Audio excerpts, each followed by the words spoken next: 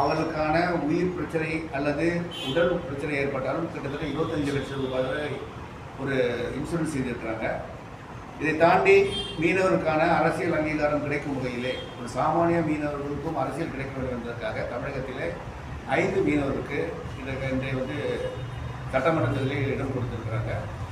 பூர்வீக கிழக்குடிகளாக இருக்கக்கூடிய மீனவ மக்கள், அதுவும் குறிப்பாக தமிழகத்தில் மண்ணின் மைந்தராக விளங்கிக் கொண்டிருக்கின்ற சென்னையின் பூர்வீக மக்களாக இருந்து கொண்டிருக்கின்ற மக்களுக்கு கூட ஒரு சீட்டு கூட திமுக கொடுக்கல. உண்மையாக கண்டிக்கக்கூடிய விஷயம்.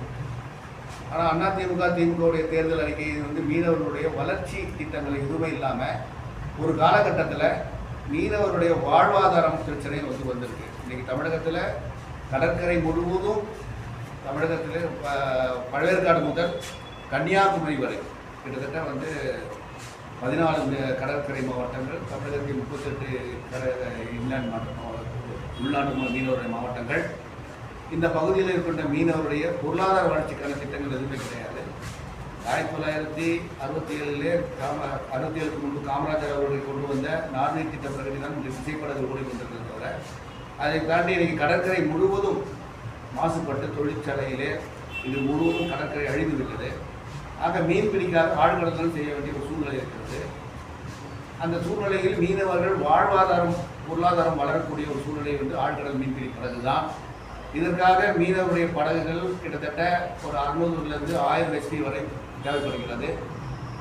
இப்படிப்பட்ட ஒரு ஆழ்கடல் படகு மூலம் கிட்டத்தட்ட வருடத்திற்கு 50,000 கோடி ஒரு வருமானம் ஈட்டக்கூடிய ஒரு தொழில் உருவாக்கப்பட முடியும் என்ற ஒரு காலகட்டத்திலே தாவேக்காவுடைய நிர்வாகிகளுடன் கலந்து பேசி அவரும் இதற்கு ஆதரவு தெரிவித்த வகையிலே மீனவர்கள் வருடத்திற்கு மிகப்பெரிய ஒரு 50,000 கோடி முதலீடு வருமானம் கிட்டக்கூடிய ஒரு பொருளாதாரத்தை வளர்ச்சியை நோக்கி தாவேக்காவுடைய உறுதிமொழியை ஏற்று நாங்கள் அகில இந்திய மீனவர் சங்கம் கிட்டத்தட்ட தமிழகத்தில் 85 லட்சம் மீனவ மக்களும் இந்த தாவேக்காவுக்கு வருகின்ற சட்டமன்ற தேர்தலில் வாக்களித்து எப்படி புரட்சித் தலைவர் எம்ஜிஆர் அவர்கள், புரட்சித் தலைவர் ஜெயலலிதா அவர்கள் கரத்தை வலுப்படுத்தி மிகப்பெரிய ஒரு மாற்றத்தை தமிழகத்தில் உருவாக்கினார்களோ, அதே போல் வருகின்ற சட்டமன்ற தேர்தலிலே மீனவர்களுடைய 85 லட்சம் மீனவர்களும் தாவேகா தலைவர் விஜய் அவருடைய கரத்தை வலு சேர்த்து அவர் தமிழக முதல்வராக வளர்வதற்காக மிகப்பெரிய ஒரு ஆளுமையாக செய்வதற்கு நாங்கள் எங்களுடைய பேராதரவை தெரிவித்துக் கொள்கிறோம்.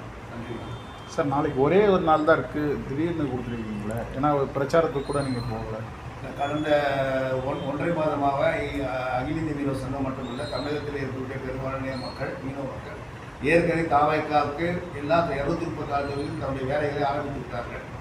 நாங்கள் வந்து கிட்டத்தட்ட மீனவருடைய நலத்திட்டங்களை தாண்டி மீனவர்கள் பொருளாதார வளர்ச்சி திட்டங்களுக்காக நாங்கள் ஏற்கனவே நிர்வாகியோட கடந்த 1 மாதம் பேசி